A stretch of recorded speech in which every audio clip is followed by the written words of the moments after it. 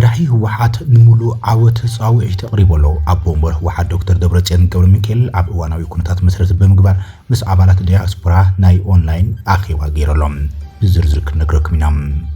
أب تقرأي أنصالالي زولو دبنا كوينات متراف دما بوليتيكاوي مفتحي قريبا لهم قبل كتما مقلة أب واناوي كونتات دبنا كوينات مسرت بمقبار نتي أنصالالي زولو حادقنيا مقبالة نمفتح سبحال بيراوي مفتحي قريبا لهم حيزنا لنام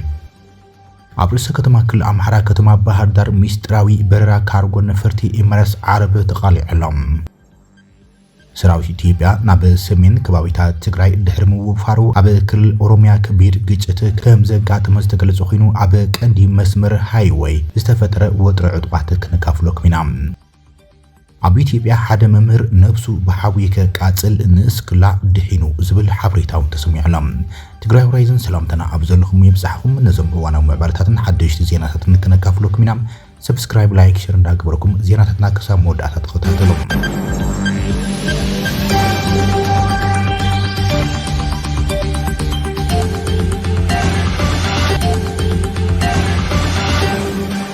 مرحي هوحات نمولو عوت صاوعي تقريبا لهم مرحي هوحات دكتور دبرتسيان قبل ميكيل نمولو عوت بحدنت كنقالس يزقبنا كبر صاوعهم مبل 51 عمت بعد 10 حال لكاتيت انتخبر بزحات يستسغرو زمسلو فتنታት እንተገጥሙም በመስመር ጽናዓትን ምትሕጋዝን ዝስገር ሙኻኑ ክፍለጥ አለው ክብል ገሊጸለም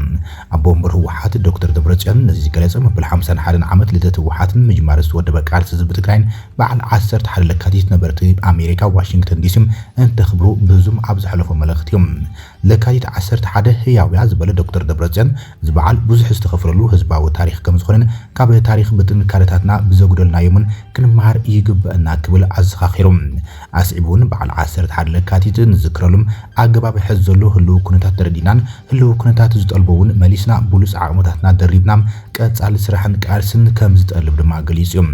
እቲ ኣቦ ወንበር ህወሓት ኣብ እቲ ሕሉፍ ጉዕዞ ዕጥቃዊ ቃልሲ ንጹር ህዝባዊ ዕላማ ጽኑዕ ህዝቢ ጠንካራ ኣመራርሓም ስጡም ዲሲፕሊን ጽንዓትን ሒዙ ዝተዓወተ ስለዝኾነም ክንመሃረሉ ይግበአና ኢሎም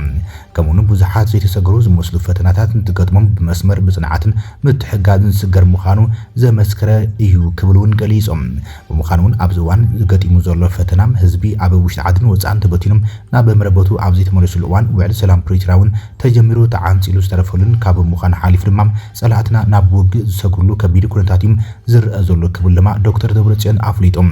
ይኹን በር ኣብ ዝሓለፈ 51 ዓመት ህዝቢ ትግራይ ብዙሕ መስገድላት እንትበታተኽ ከም ሓደ ረቢቦም ብዙሕ ዓወታት ኣመዝጊቢ ዝበለ ደብረጽዮን ኣብ ወጻኢ ዝነብር ዲያስፖራ ትግራይውን ኣብ ዕጥቃዊ ቃልስን ኣብ ዝሓለፈ መኸተን ብጽንዓት ተቃሊሱ ብዙሓት ዓወታት ድማ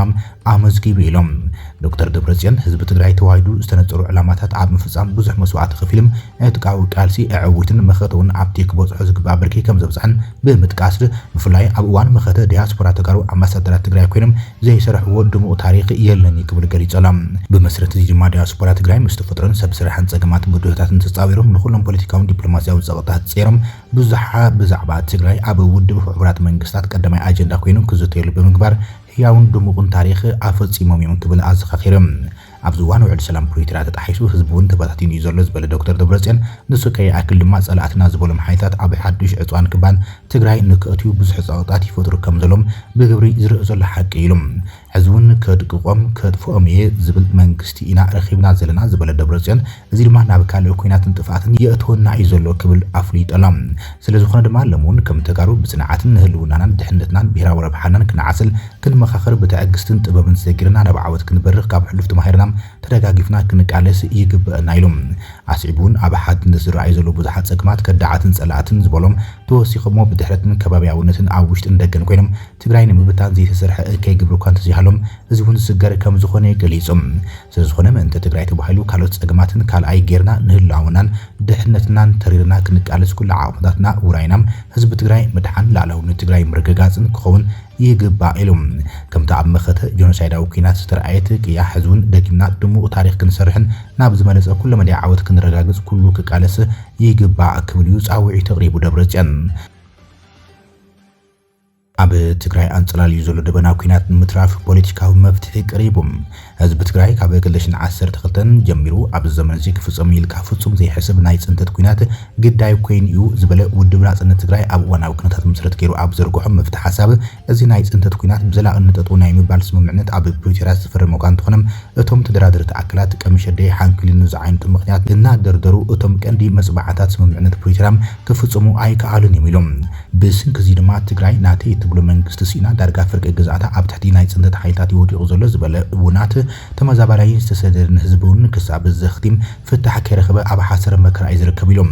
ጉጅለ ህወሓትን ንዑ ዝወገኑ ንባዕሎም ካብ ኮርን ላዕሊ ዝበሉ ኣዘዝቲ ሰራዊትን ድማ ኣብታ ዝተረፈት ፍርቂ ግዛኣት ትግራይ ነቲ ካብ ጽንተት ብተኣምር ዝተረፈ ህዝቢ ብስርዓት ኣልቦነትን ቀቢፀ ተስፋን ሰንሰነ ቢሎምን ዝነበሩ ሃፍ ዝፈጥሮ መንጢሎምን ኣደዳ ዘይስሩዕ ስደት ጥሜትን ተስፋ ምስኣን ገይሮሞ እዮም ኢሎም እዚ ከይኣክል ድማ ህዝቡን እዚ ሓይሊ ብሄራዊ ሓድነትና ዘሪጉ ሓይሊ ሰራዊትና ከፋፊሉን ናብ ቆልዑ ሕድሕዳ ወገነ ፀእቱን ትካላት መንግስቲ ኣፈራሪሱም ሓይልታት ፖለቲካ ትግራይ ኣጓንዩ ዲፕሎማስያዊ መሓዛ ኣብ ዘይብሉን ብዓለም ከም ረባሽ ሓይሊ እናተረኣየ ኣብ ዘለሉም ብሓፈሻ ኩሎም ዓውምታት በቲኑን ተቃውሞ ጥራሕ እናተኣናገደ ኣብ ዘለሉን ኣብ ዝሕዝዋን ምልኣት ህዝብና ዘይፈልጦን ዘይኣምነሉን ሓደጋ ኩናት ኣብ ልዕሊ ህዝብና ከንጸላሊ ገይሩ ይክብል ከሲሱ ኣለዎ ናት ውድብ ናጽነት ትግራይ እዚ ኩናት ንትግራይ ዳግማይ ናብ ዘይዛሪብ ናይ ጥፍኣት ዕንክሊል ዘእቱን ህልውና ህዝብና ኣብ ዝኸፍእ ሓደጋ ዘውድቕ እንዳኣምበር ንህዝብና ጥሪ ትብል ፈፀግ ከም ዘይብሎም ስለ ዝርዳእ ብትሪ ንኹሉ ነው ኢሎም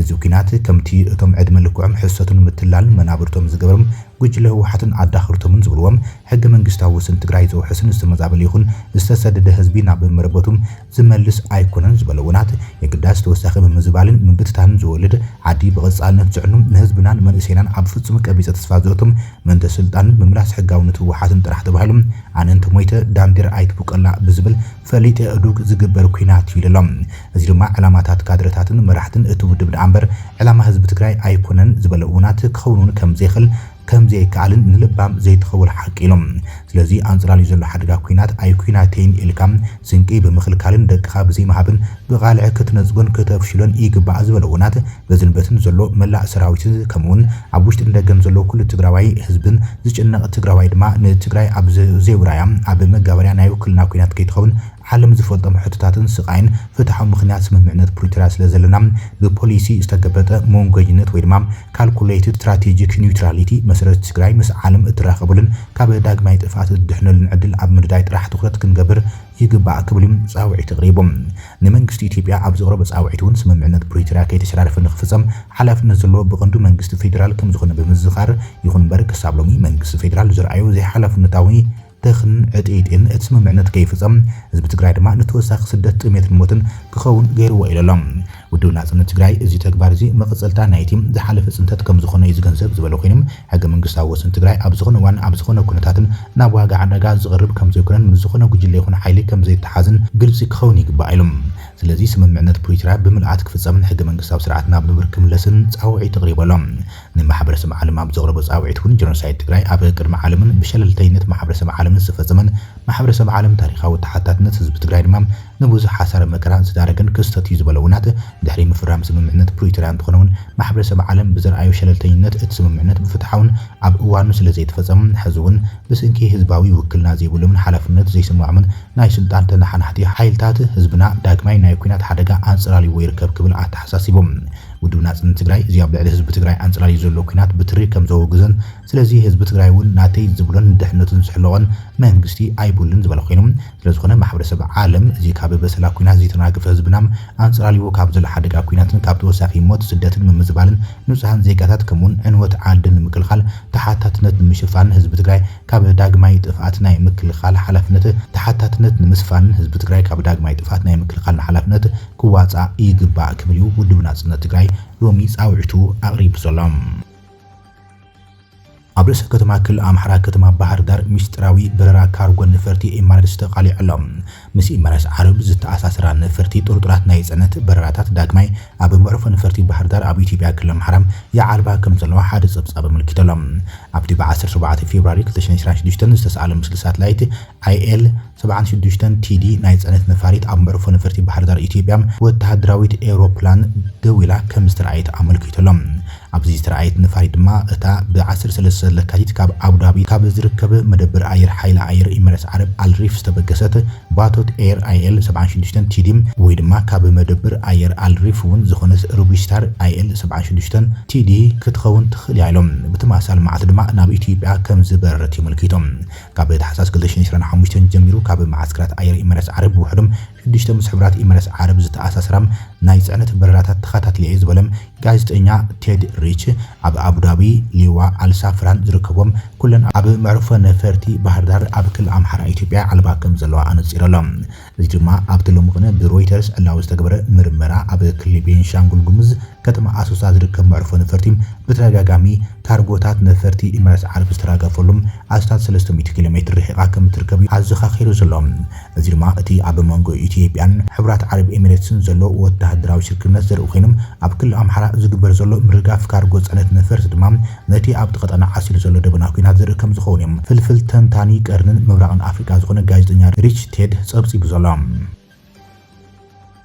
ሰራዊት ኢትዮጵያ ናብ ሰሜን ድሕሪ ምውፋሩ ከቢድ ግጭት ኣብ ክልል ኦሮሚያ ከም ዘጋጠመ ተገሊጹ ኣሎ ካብ ርእሰ ከተማ አዲስ አበባ ቀረባ ርሕቀት ኣብ ዝርከብ መስመር ሃይዌይ ጉጅለ ዕጡቕ ሰራዊት ነጻነት ኦሮሞ ብስፍሓት ይንቀሳቐስ ከም ዘሎ ዘመላኽት ሓደ ጸብጻብ ወፂኡ ኣሎ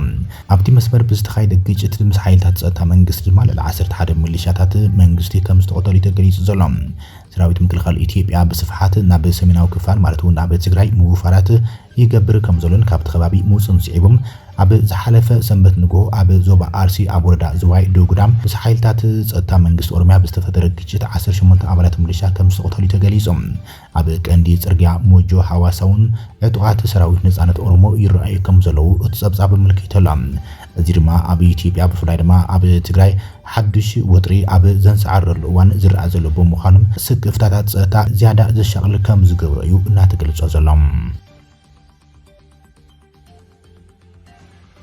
ኣብ ኢትዮጵያ ሓደ መምህር ነብሱ ብሓዊ ከቃጽል እስክላ ደሒኑም ኣብ ክልል ደቡባዊ ምዕራብ ኢትዮጵያ ነብሱ ሓዊ ከቃጽል ዝፈተነ መምህር ከም ዝደሓነ ፖሊስ ገሊጹ ኣሎ ፖሊስ ክልል ደቡባዊ ምዕራብ ኢትዮጵያ ፖሊስ ከተማ ተረጃ ካብ ነበርቲ ሓበሬታ ምስ በጽሖም ነብሱ ብቤንዚን ብምፍሳስ ነብሱ ከቃጽል ዝፈተነ መምህር ንስክላ ከም ዝደሓነ ገሊጹም እቲ ናይ ሓደ ቤት ትምህርቲ መምህር ምዃኑ ዝተነገረ ውልቀ ሰብ ሕክምናዊ ክንክን ይግበረሉ ከም ዘሎ ድማ ፖሊስ ገሊጹ ኣሎ ማእኸል ዞባ ዳዋሮ ፖሊስ ከተማ ተረጃ ዝሓለፈ ሰንበት 8 2018 ኣብ ዘውፅኦ መግለጺ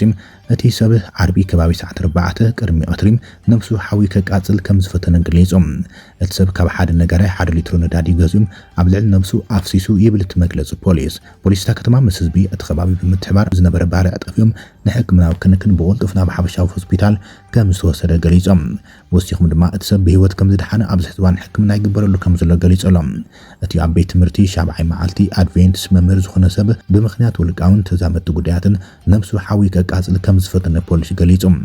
እቲ ሰብ ሰራሕተኛ መንግስቲ ዘይኮነስ ምስ መንግስቲ ዝኾነ ርክብ ከም ዘይብሉን ብዝኾነ ይኹን ትካል መንግስቲ ዝኾነ ይኹን ጉጉይ ምሕደራ ከም ዘይበጽሕ ድማ ኣረጋጊጸሉ ኺል ፖሊስ እቲ መምህር ነቲ ፍጻመ ስዒቡ ኣብ ማሕበራዊ መራኸቢታት ዝተዘርግሑ ሓበሬታታት ጉጉያት ከም ዝኾኑን ምስ ምሕደራ ዘራኽብ ነገር ከም ዘይብሉ እጽይግዋም